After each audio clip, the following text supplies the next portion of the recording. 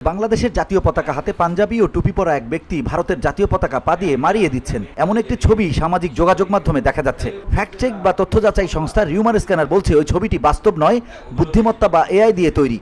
বুধবার এক প্রতিবেদনে এ তথ্য জানায় সংস্থাটি। রিউমার স্ক্যানারে প্রতিবেদনে বলা হয়, রিউমার স্ক্যানার দলের অনুসন্ধানে জানা যায় ভারতের জাতীয় পতাকা পায়ে মারানোর ভাইরাল ছবিটি বাস্তব নয়, বরং এটি এআই প্রযুক্তির সাহায্যে তৈরি করা হয়েছে।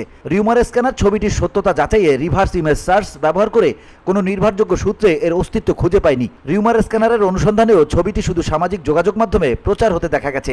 সাধারণত এমন কোনো ঘটনা ঘটলে তা সামাজিক মাধ্যমে ছড়িয়ে পড়ার পাশাপাশি জাতীয় গণমাধ্যমেও প্রতিবেদন আকারে প্রকাশিত হয়। ছড়িয়ে পড়া ছবিটি গভীরভাবে বিশ্লেষণ করেছে রিউমার স্ক্যানার। তাদের বিশ্লেষণে দেখা যায় ছবিতে থাকা ব্যক্তির ডান পায়ের একটি আঙুল অস্বাভাবিকভাবে অর্ধেক দেখা যাচ্ছে।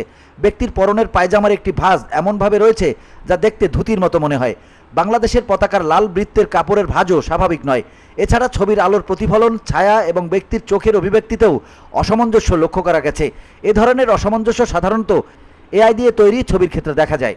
VOD Bangla news desk.